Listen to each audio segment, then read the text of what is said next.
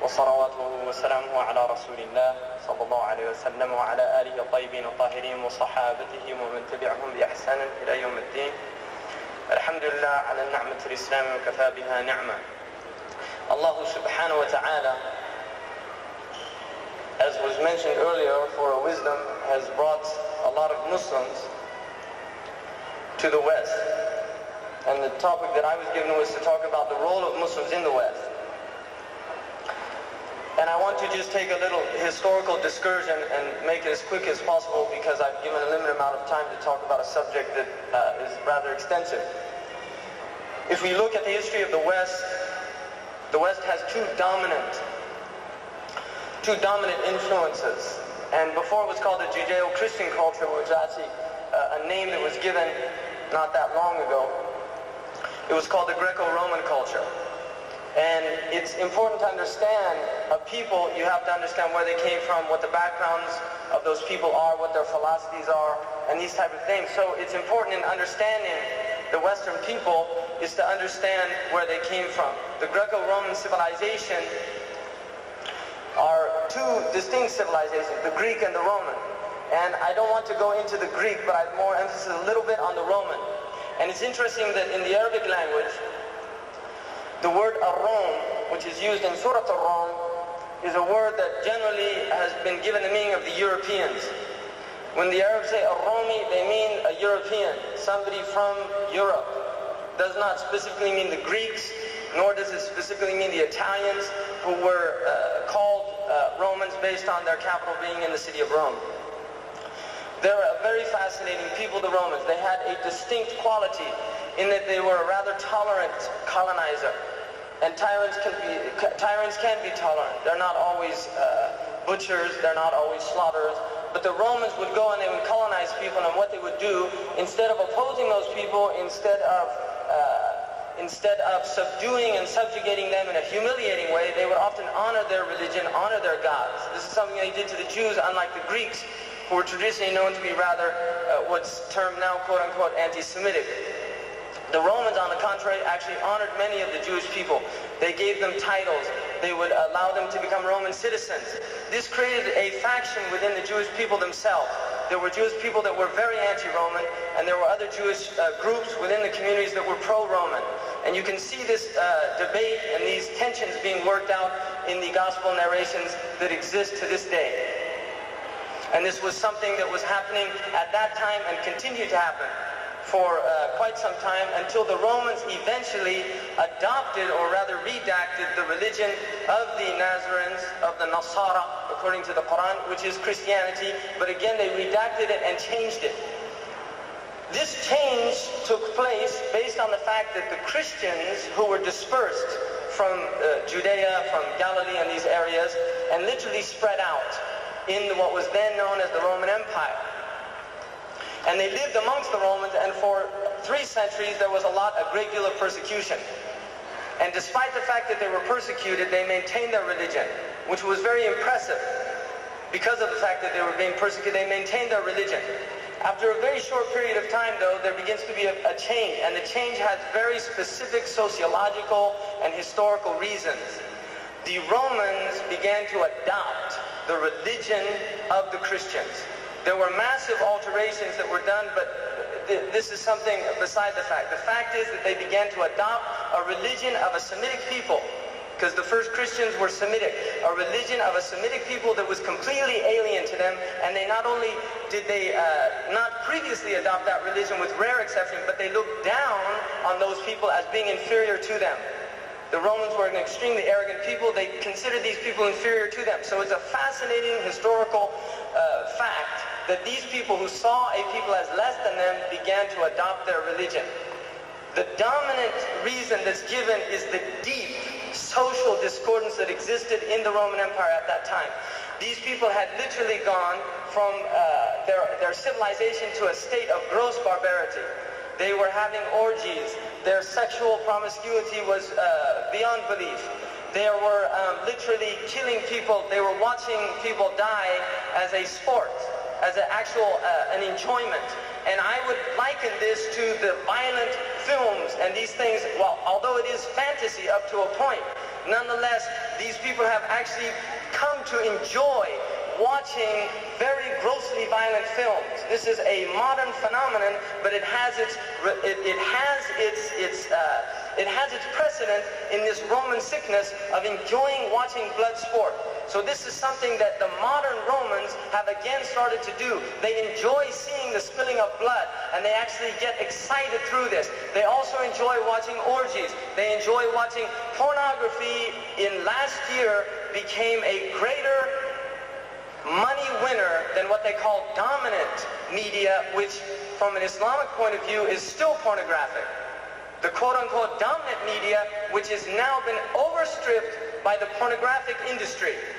They're both, from an Islamic perspective, pornographic, but what they would term hardcore pornography is now making more money for the media industry than their what they call family entertainment.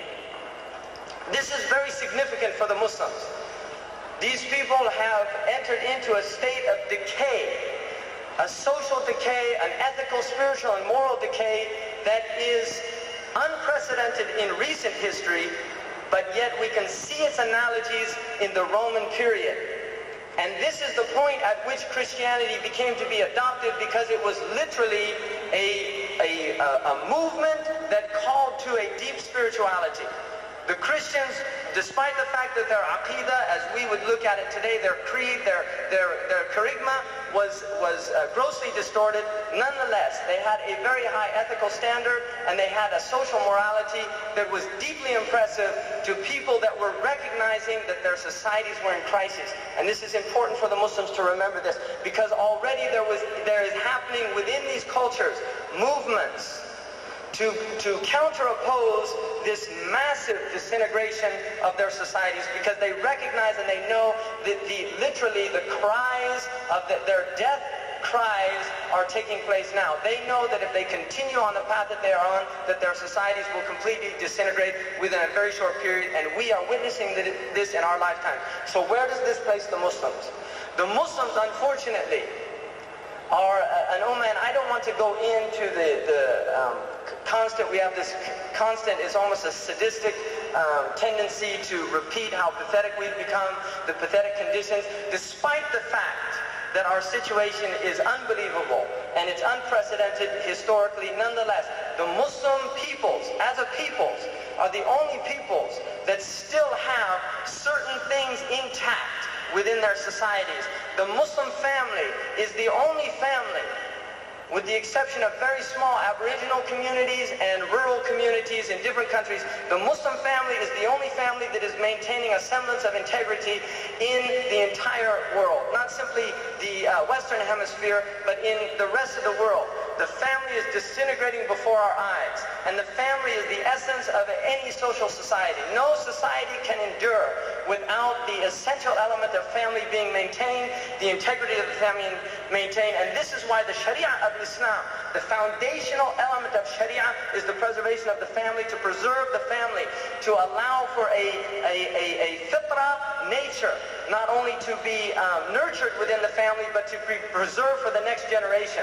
كل مولود ولد على الفطرة فإن أبواه يهودانه أو ينصرانه أو يمجسانه فطرة الله التي فطر الناس عليها لا تبديل لخلق الله.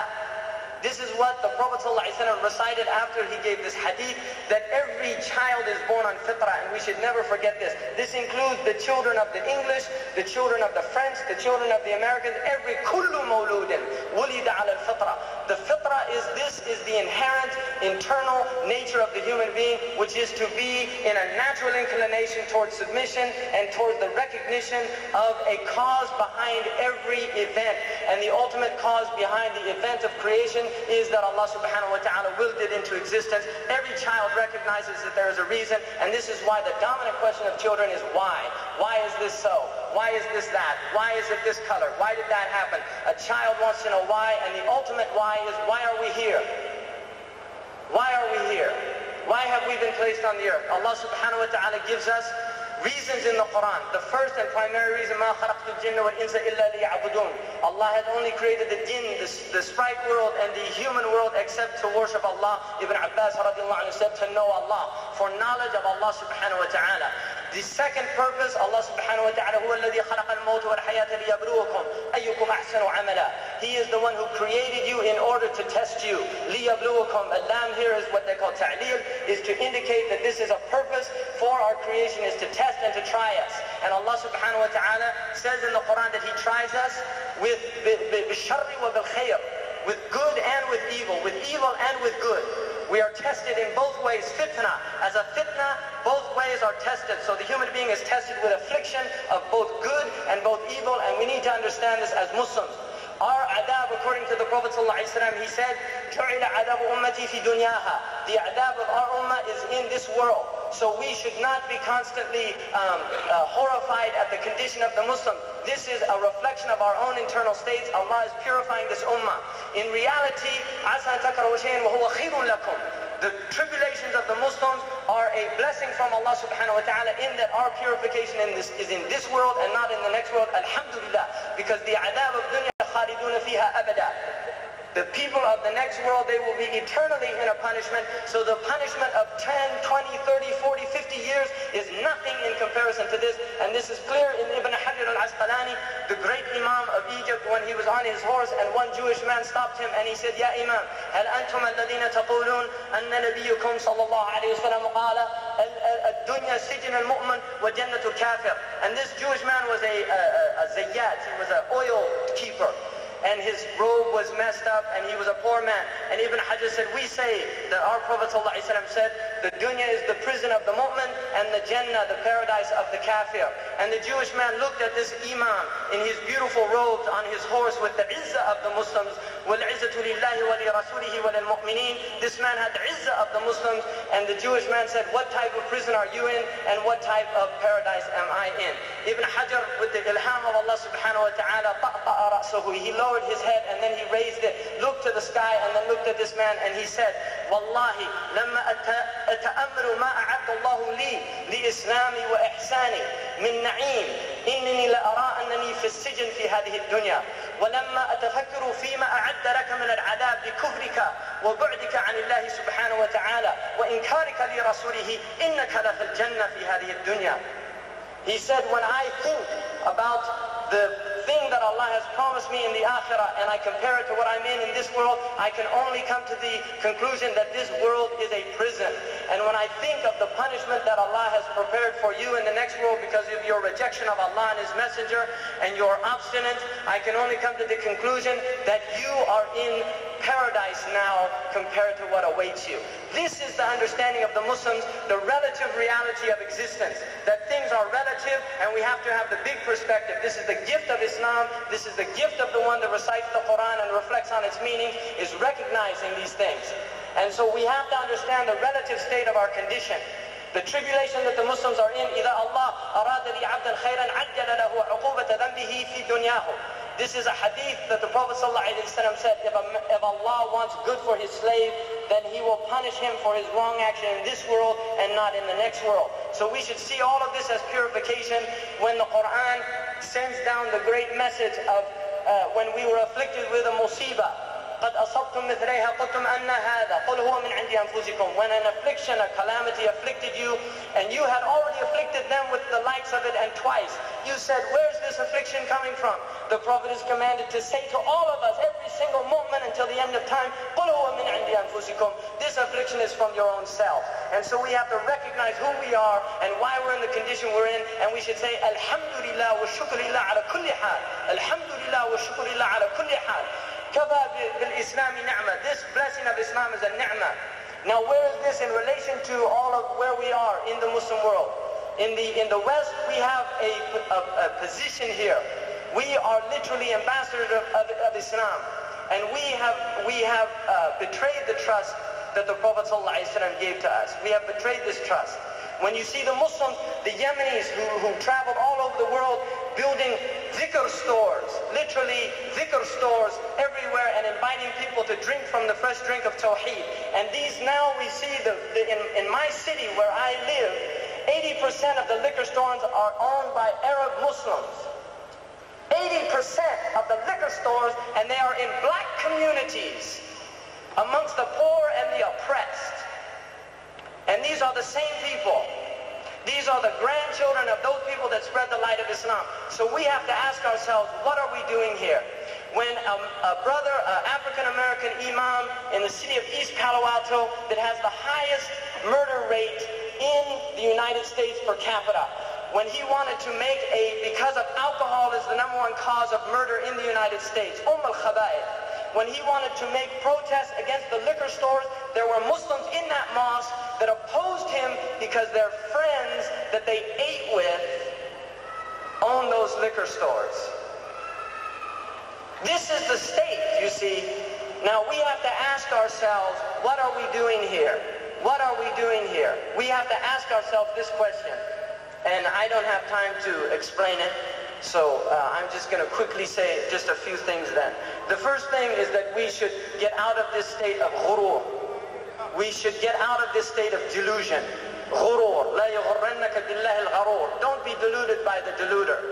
The Muslims, we are the closest ummah to Bani Israel. The danger of this statement that the Prophet ﷺ gave us is, what is the disease of Bani Israel? That we're Sha'bullah al-Mukhtar. We're the chosen people. Chosen simply because we were born into a state of ethnicity that is not shared by the rest of humanity. The Muslim should not be deluded into thinking that Islam is some kind of birthright that you're born into, and simply because your name is Abdurrahman or Khadija or whatever, that this makes you a Muslim. We should get out of this deception.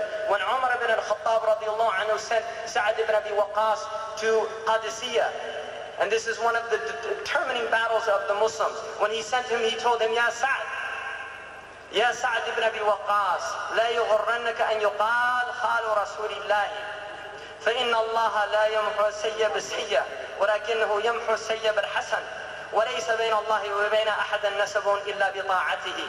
He said, Oh Sa'ad ibn Abi Waqqas, don't be deluded in that people say that you're the uncle, the maternal uncle of the Messenger of Allah. Don't be deluded by this. And we should not be deluded the fact that we are Muslims or that our grandfather was a scholar from Kashmir or from wherever. I hear this so much from Muslims, oh, my grandfather was a scholar. Don't tell me about your grandfather. What are you? Who are you? What are you and where are you and what are you doing? This is what we should ask ourselves, who we are. We have talked about the glory of the past. Let's forget the glory of the past. The glory of the past is delusion for us because it's the earnings of those who went before us. It's not our earnings. We don't eat from their plates. We eat from the plates that we make. From the food that we prepare in this world, we will eat in the next world either sweet fruit of Iman or the bitter fruit of Nifaq. But it's our choice. And then he said that there's no nasab, there's no relationship between a slave and between Allah subhanahu wa ta'ala in this way. And Allah does not wipe out a bad deed with another bad deed, but He wipes out a bad deed with a good deed. آمرك ومن معك أن تكونوا أشد احتراسا من عدوك. I warn you that you should be أشد احتراسا منكم من عدوكم, that you should be more concerned about your own condition than the condition of your enemies. Subhanallah. Reflect on this meaning. You should be more concerned about your own condition than the conditions of your enemies. The disease of the munafiqun, يحسبون ويحسبون كل صيحة عليهم. They think that every little thing is against them. No, think about who you are. Think about what you are. Think about what you have to offer. Don't think about what's being done out there. All of that is either tribulation from Allah or a blessing. There's nothing else. If harm comes to us, it's a tribulation from Allah subhanahu wa ta'ala. And that's how we should see it. So this is what Umar radiallahu anhu is saying to this man. Don't be concerned so much about your enemy. Be concerned about your own state. فَإِنَّ ذُنُوبَ الْجَيْشِ أَخْوَفُ عَلَيْهِمْ مِنْ عَدُوِّهِمْ. Because the wrong actions of this army of the Muslims is more dangerous than the power of the armies that they're fighting of their enemies. وَإِنَّمَا يُنْصَرَ الْمُسْلِمُونَ بِمَعْصِيَةِ عَدُوِّهِمْ لِلَّهِ. And the Muslims are given victory based on the disobedience of their enemies. This is where the secret of the victory of the Muslims is, on the disobedience of the enemies that they're fighting in their distance from Allah subhanahu wa ta'ala. وَلَوْلَا ذَلِكَ لَمْ تَكُنْ لَنَا بِهِمْ قُوَّةٌ لِأَنَّ عَدَدَنَا لَيْسَ كَعَدَدِهِمْ وَعُدَّتُنَا لَيْسَتْ كَعُدَّتِهِمْ. Because our numbers are not like their numbers. They outnumber us. They have always outnumbered us. Our numbers are not like their numbers. And our udda, our strength and power, is not like their strength and power. This is Umar ibn al-Khattab, al-Faruq. The one that the Prophet ﷺ said about him, if there was a prophet after me, it would have been Umar. فإن استوينا في المعصية فإن لهم الفضل علينا. If we become equal in disobedience to Allah, then they have the fadl, they have the preference over us في القوة, in strength. وإن لا ننصر عليهم بفضلنا لم نغلبهم بقوتنا. If we are not given victory over them by our preference, by our spiritual, ethical, moral superiority, then we will never defeat them with military strength and power. ولا تقولوا إن عدونا شر منا فلن يسلط علينا فرب قوم سلط من هو شر منه كما سلط على بني إسرائيل لما عملوا بمعاصي الله كفار المجوس فجاسوا خلال الديار وكان وعدا مفعولا. And don't say that your enemy is worse than you and therefore they could never become over us. This is at a time when the Muslims knew nothing of victory. All they knew was victory. They didn't know defeat. And now we know the truth of Umar's statement. Don't say that because they're worse than you, they'll never have strength and power and overcome you. Because Allah subhanahu wa ta'ala will give strength and power to those who worship Allah subhanahu wa ta'ala. يَعْبُدُونِي لَا يُشْرِكُونَ بِيَ شَيْئًا. This is the state and condition that is a necessity for tamkeen in the earth. When we saw in Afghanistan, shurut al-nasr tawaffarat. They had the conditions of victory over their enemy. But shurut al-tamkeen is not the same as shurut al-nasr. The conditions of being established in the earth is not the same as the conditions of victory over the kuffar. And those conditions did not exist. And this is the theme that has been taken. وَاعْتَصِمُوا بِحَبْلِ اللَّهِ جَمِيعًا وَلَا تَفَرَّقُوا. This is the sickness that we have. Wallahi, is not ikhtilaf. The sickness that we have is that we do not know the adab of ikhtilaf. We don't know the adab of ikhtilaf. We have lost the courtesies of disagreeing. Wallahi, there was a time in this ummah when Abu Hanifa radiallahu anhu would sit with atheists, with mulhideen, and he would dialogue with them in the presence of Muslims with waqar and sakina, and he would convince them of the truth of Islam. The Muslims were never afraid to debate the non-Muslims, and yet now today we're unable to simply sit at a table together and speak with the adab and the courtesy of silence, of letting somebody finish what they have to say before we cut them off, of just showing off and impressing each other with things that we've memorized and these type of things. Imam Malik, he used to say, لَيْسَ الْعِلْمُ كَثْرَةَ الرِّوَايَاتِ وَإِنَّمَا الْعِلْمُ نُورٌ جَعَلَهُ اللَّهُ فِي قَلْبِ الْمُؤْمِنِ. Knowledge is not having lots of narrations and lots of memorizations. Knowledge is a light that Allah subhanahu wa ta'ala puts in the heart of the mu'min. And this is the light that needs to be replaced. This is the light that needs to be recharged. And this is the light of Allah subhanahu wa ta'ala. And this light is the light of wahi. And when we return to the wahi of Allah, or we move forward with the wahi of Allah subhanahu wa ta'ala, we will be given victory. We will see people entering into the deen in these countries afwaja. When we clean up our neighborhoods, wallahi, in this country, where are the dirtiest areas? I just ask you that. Go into the mosque, look at our mosque, look at how we treat the Quran, the book of Allah subhanahu wa ta'ala. We need to change ourselves. We need to elevate ourselves. And the most important elevation of the self is the elevation of our intellects. This is the light that Allah subhanahu wa ta'ala has given us. Nurun ala nur, wahyun ala al-aql. This is the light that Allah subhanahu wa ta'ala has given us, that He ennobled Bani Adam. لَقَدْ كَرَّمْنَا Bani Adam. The Bani Adam was ennobled with the intellect, but when it's imbued with the light of wahi, then you see transformations, you see miracles, you see changes, you see progression, you see moving forward to Allah subhanahu wa ta'ala, and you see people being raised up in darajat. The community in England, we must build institutions here. We must get our children into schools. This is the most important thing at this point. You must get your children out of these state schools and into schools where they can be raised and nurtured. If they have a problem with saying Islamic school, we don't have to have Islamic on there. One of the things they say that كل يدعي وصول الليل والليلة لا تقرهم بذاك. Everyone claims to have arrived to Layla, and Layla doesn't let their claims be confirmed. You see, we all say madrasa Islamiyya. Let's get rid of the Islamiyya and just make a madrasa and make it Islamic. So we don't have to put in a pellage or a name there. It has the reality of Islam, like Hassan al-Basri, كان الإسلام اسما كان التصوف اسمه حقيقة بلا اسم والآن أصبح اسم بلا حقيقة. That in the time of the companions, the idea of purification of the self was a name, was a reality without a name, and now it's become a name without a reality. So let us get rid of all these claims and simply do the job at hand. Get out there into the ditches, get into the trenches. We have a serious problem. The youth in this country are completely disenfranchised. They feel alienated from the Muslims. They feel, and this is ripe for demagogic type of movements, for people coming up and stirring up the rabble and getting people joining fanatical fringe groups, people that have no fiqh in deen. If you see people talking about Islam, you say, Hatu burhanakum, let me see, where did you study? Who did you learn from? Where's your fiqh from? Fiqh is understanding. If you have no fiqh, then shut up. Wallahi, if you have no fiqh, then shut up. Because wallahi, fi sukuti salama. Imam Malik radhiyallahu anhu kana yaqulu, إذا كنتم جليس قوما فكن أسكتهم فإن أصابوا كنت من ضمنهم وإن أخطأوا سلمت من خطائهم. If you're sitting with the people, be the most silent of them. Because if they are sound in what they're saying, you're from amongst them, you get that reward. And if they make mistakes, then you don't share in the mistakes they make. We have to learn our own place. We have to know who we are. There's no, this opinion, everybody has an opinion in Islam. There's called Ahl al-Ra'i wal-Aqd. People of opinion are people who have learned and mastered their nafs and mastered certain sciences before they can start presenting opinions and things like this. And we have to recognize that. Go out and struggle. If you want to have an opinion, then I warn you about that. The Prophet ﷺ said at the end of time that there would be people, إِعْجَابُ كُلِّ ذِي رَأْيٍ بِرَأْيِهِ. That this would be the age, everybody impressed with their opinions. So I just, wallahi, being here and seeing the situation of many of it's tragic. If in previous times, the only thing I can say, if a handful of tabi'een came to this country with the same opportunity, speak with the same freedom.